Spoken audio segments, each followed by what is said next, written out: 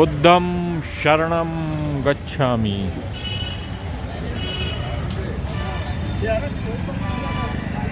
इस वक्त हम उस पावन नगरी में हैं जहां गौतम बुद्ध ने अपना प्रथम धर्मोपदेश दिया था।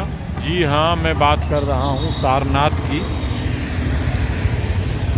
जो वाराणसी के नज़दीक है। यहाँ जो दर्शनीय स्थल हैं, बुद्धिज़्म से जुड़े जो म्यूज़ियम में चीज़ें रखी हुई हैं, स्तूपास हैं, उनका हम भ्रमण करेंगे। ये सामने ही भारतीय पुरातत्व सर्वेक्षण विभाग की एक्सकेवेशन साइट का बोर्ड लगा हुआ है। यहाँ से ही अंदर खुदाई वाले स्थल की तरफ जाने का रास्ता है। यहाँ मौर्य काल और गुप्त काल की जो दुर्लभ वस्तुएं खुदाई में प्राप्त हुई, वे सभी सुरक्षित रखी हुई हैं। कुछ चीज़ें जैसे भवनों और मठों के अवशेष वे साइट पर ही सुरक्षित हैं, और कुछ चीज़ें अब जो नज़दीक ही राष्ट्रीय संग्रहालय है उसमें संरक्षित कर दी गई हैं।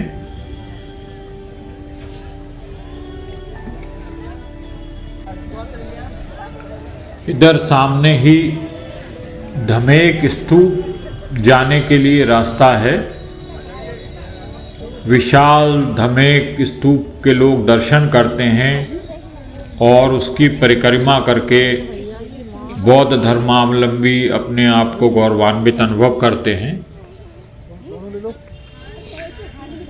चूँकि ये एक महत्वपूर्ण धार्मिक और ऐतिहासिक स्थल है, अतः राष्ट्रीय और अंतर्राष्ट्रीय सैलानियों का यहाँ वर्ष भर आना जाना लगा रहता है। इसलिए सड़क के किनारे यहाँ काफ़ी दुकानें हैं जहाँ से सैलानी कुछ ना कुछ खरीदते ही रहते हैं।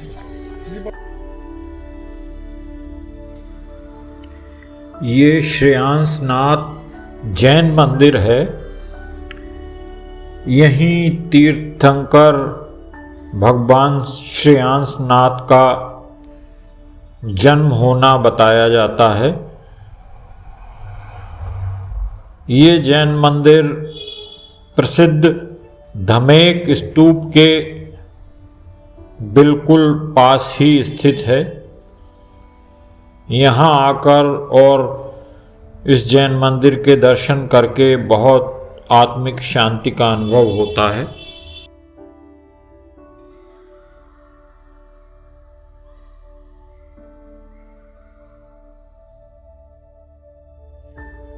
मंदिर का सर ये जो इससे मॉडल मंदिर बनाया गया आज़ादी के पहले, तो बनारस के राजा मैडम 2000 रुपये दिए, अंग्रेज लोग 30,000 रुपये दिए, और जो श्रीलंका साइड में 15,000, टोटल के 1000, 2000 कोई 5 रुपये, कोई 1 रुपये दिए। मंदिर बना 9 ईयर्स में। तो जो मुद्रा है ना, उपदेश मुद्रा, पहला उपदेश तो पूरा देखेंगे पेंटिंग है। बुद्ध का जन्म, ज्ञान, उपदेश, उनका मृत्यु। वो जापान पेंटर कोसो 900 4 ईयर्स उन्होंने जो कि अंदर पेंटिंग की 19 से लेकर 36 तक। और अंदर सर जो सफ़ेद पत्थर देख रहे हैं ना, उस टाइम जिन्होंने भी पैसे दिए ना, सबका नाम लिखा है दोनों बगल। अगर अंदर फोटो लेंगे मोबाइल से तो 20 रुपये सर दान बॉक्स में डालना होता है, वहाँ लिखा है। अब यहाँ पर आप लोग ये सामने ग्रुप बना है।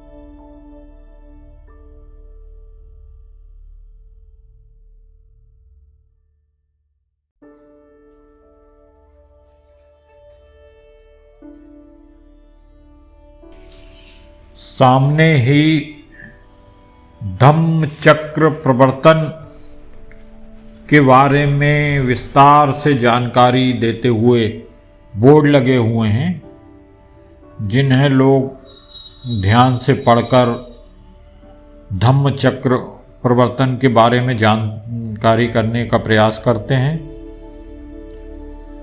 यहीं धर्मोपदेश देते हुए भगवान बुद्ध तथा उनके 5 शिष्यों की बड़ी प्रतिमाएं हैं। ये उसी वृक्ष के नीचे हैं जहां भगवान बुद्ध ने ज्ञान प्राप्ति के बाद अपना प्रथम धर्मोपदेश दिया था। धम्मचक्र प्रवर्तन वह ऐतिहासिक घटना है जब ज्ञान प्राप्ति के बाद महात्मा बुद्ध ने अपना पहला उपदेश अपने 5 शिष्यों को दिया था। धम्मचक्र प्रवर्तन का अर्थ है धर्म और सत्य के पहिए को घुमाना।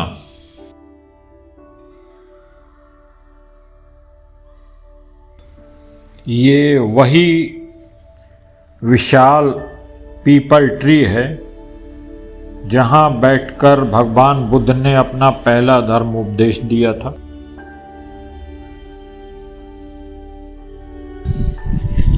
पीपल के वृक्ष के नीचे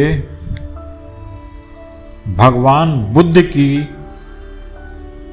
ज्ञान प्राप्ति के बाद अपने 5 शिष्यों को उपदेश देते हुए जो भव्य प्रतिमाएं विद्यमान हैं, उनको देखकर उनके प्रति मन श्रद्धा से भर उठता है। ऐसा लगता है कि जैसे ये प्रतिमाएं बोल उठेंगी। इनके दर्शन करके बिल्कुल ऐसा आभास होता है जैसे साक्षात भगवान बुद्ध अपने शिष्यों को वास्तव में धर्म का उपदेश दे रहे हो।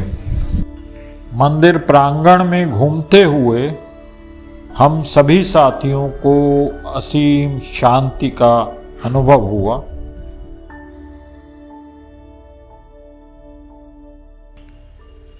इसके बाद हम सभी साथी बराबर में ही स्थित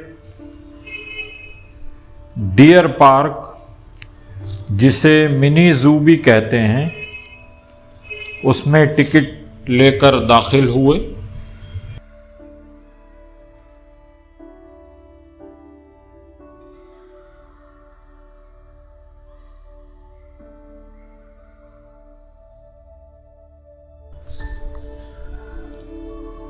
सारनाथ डियर पार्क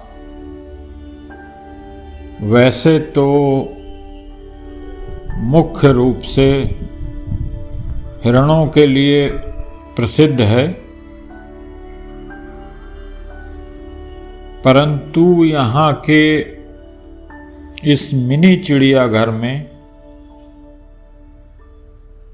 अन्य और भी कई तरह के परिंदों और जानवरों को आप देख सकते हैं।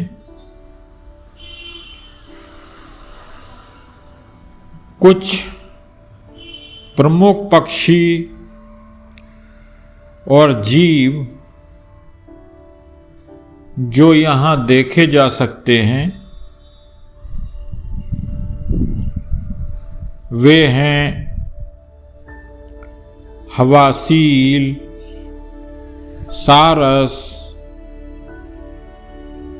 ब्लैक नेक्ड स्टॉर्क्स,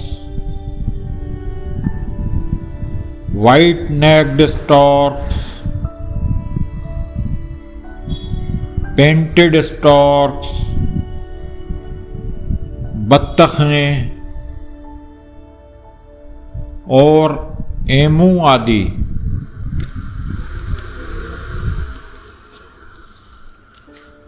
पार्क में एमू के लिए एक विशेष बाड़ा बनाया हुआ है। यहाँ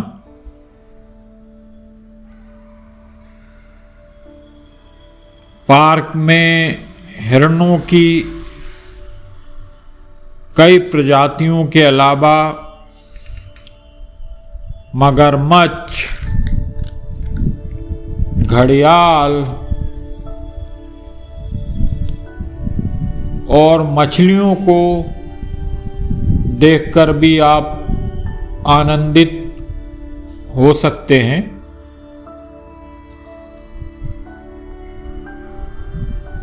भगवान बुद्ध के विशाल मंदिर के आसपास का ये एक हरा भरा क्षेत्र है जो बोधि वृक्ष अर्थात पीपल के वृक्ष के साथ साथ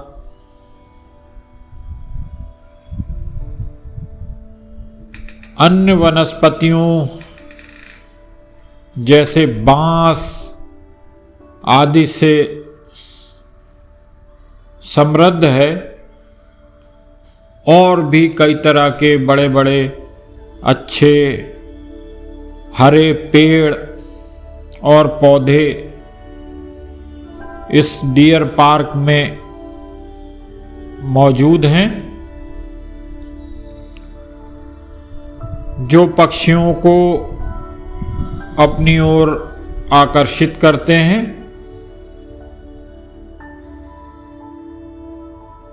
इस जगह की अगर मैं बात करूं तो मैंने ये महसूस किया कि ये पार्क या मिनी जू बच्चों के लिए एक खास आकर्षण का केंद्र रहता है, क्योंकि बच्चे जब ये भिन्न भिन्न तरह के परिंदों को देखते हैं, जंतुओं को देखते हैं, तो उनका कौतूहल बढ़ता है और उनको एक अलग ही आनंद की अनुभूति होती है। हमारे ग्रुप में भी कई बच्चे थे। मैंने ये महसूस किया कि अन्य दर्शनीय स्थलों को देखने की अपेक्षा बच्चों ने डियर पार्क या इस मिनी जू में जो आनंद लिया वो बहुत अच्छा था और जगहों की अपेक्षा उन लोगों ने यहाँ ज़्यादा मस्ती की,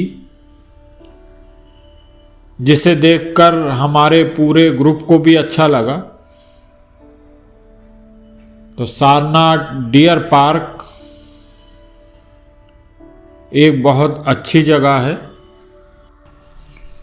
तो मेरा तो आप लोगों से यही अनुरोध रहेगा कि जब कभी परिवार के साथ वाराणसी आना हो, सारनाथ आना हो, तो इस जगह को देखना न भूलें।